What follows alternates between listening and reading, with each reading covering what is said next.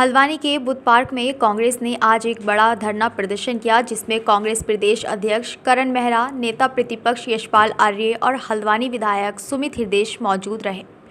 डोलमार्ग के पास hotel river view में casino के मामले में सफ़ेदपोश लोगों पर कार्यवाही की मांग को लेकर कांग्रेस ने धरना दिया।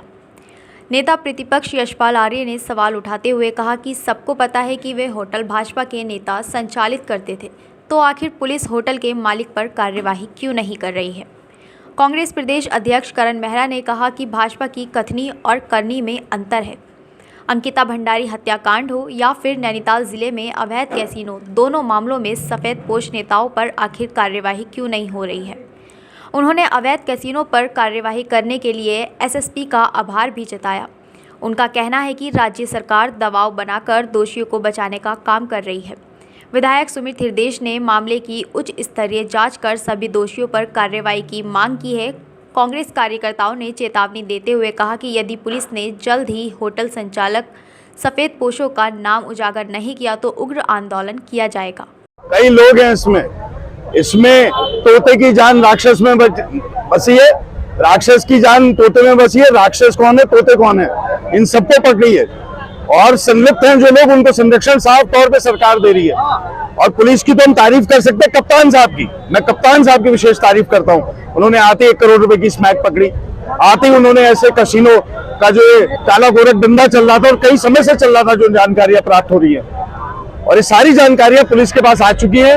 अनुबंध उनके पास होगा। भारतीय जनता पार्टी से जुड़े हुए लोग, चाहे अंकिता भंडारी हत्याकांड हो, चाहे पेपर लीक मामला हो, चाहे कसीनो प्रकरण हो, लगातार देवभूमि को शर्मसार करते हैं। और ये वो लोग हैं जो सनातन धर्म का पाठ पढ़ाने में पीछे नहीं हटते, लेकिन खुद गोरख धंधे चलाकर अपने घरों का पालन पोषण करते। ये भारतीय जनता पार्टी की सरकार की असलियत है, इनके लोगों की असलियत है। देखिए, ये साफ जाहिर हो चुका है कि भाजपा की सरकार में अपराधियों को, गैर कानूनी रूप से संलिप्त लोगों को संरक्षण दिया जा रहा है। इसकी ताजा मिसाल डोलमार्ग नैनीताल रोड पे देखने को मिली है। एसएसपी नैनीताल ने अपनी एक अलग छवि बनाई है और यहाँ की जनता को बड़ा भरोसा भी रहा है और उन्होंने कई मामलों का पर्दाफाश किया।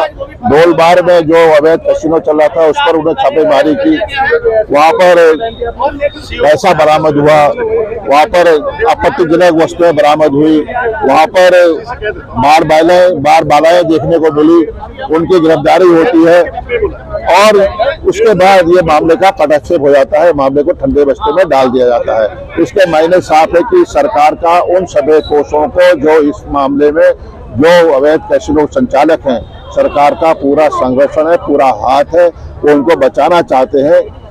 यही नहीं, आज 1 वर्ष हो चुका है अंकिता हत्याकांड को, उसमें कौन लोग थे? उसमें भी वही सफ़ेदपोश थे जो भारतीय जनता पार्टी के सत्ता के करीब थे। उनको आज तक सरकार का पूरा संरक्षण कोई मिला है और हमने कहा था कि इसकी सीबीआई जांच होनी चाहिए, लेकिन सरकार ने बिल्कुल सुनवाई नहीं की। फास्ट ट्रैक कोर्ट में सुनवाई होनी चाहिए थी, उसकी सुनवाई नहीं हुई है।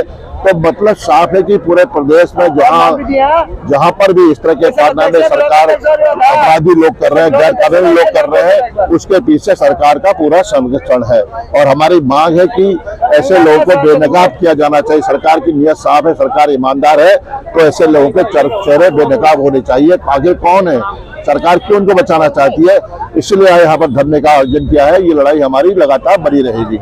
पोष मत कीजिए, सत्ताधारी सफ़ेदपोश कीजिए कहिए, क्योंकि चाहे किसानों की हत्या हुई हो, 5 किसानों के थार से कुचल के, चाहे वो अंतर्राष्ट्रीय खिलाड़ियों के संग अपमान हुआ हो, चाहे अंकिता के साथ हुआ हो, चाहे वो पुरोला की घटना हो, चाहे ये कैसीनो कांड हो, सब में भारतीय जनता पार्टी के कोई ना कोई बड़े लोग हैं जो वीआईपी कल्चर जो इनका है उस पे है। और इस कांड में तो मैं सीधे सीधे कहूंगा, सीधे आपने बालाओं पे कार्रवाई कर दी, आपने जुआ खेलने वालों पे कार्रवाई कर दी, लेकिन जिसका होटल है, जो मालिक है होटल का और उसके जो पार्टनर्स है, उनके नाम पे सीधे खुले में उनके ऊपर क्यों कार्रवाई नहीं हो रही है, ये एक जांच का विषय है। एसएसपी ने अच्छा काम किया, वो यहाँ स्मैक पकड़ी 1 करोड़ की, उसके बाद इसमें छापा डाला, लेकिन शीर्ष नेतृत्व का और पुलिस के आला अधिकारियों के दबाव में मुझे लगता है कि आगे की कार्रवाई नहीं हो पा रही और एक ईमानदार आदमी को, एक ईमानदार ऑफिसर को काम नहीं करने दिया जा रहा। और हम लगातार प्रदर्शन करें जब तक सत्ताधारी दल से जुड़े हुए उन लोगों के नाम सामने नहीं आते जो इस होटल के मालिक हैं या उनके पार्टनर हैं,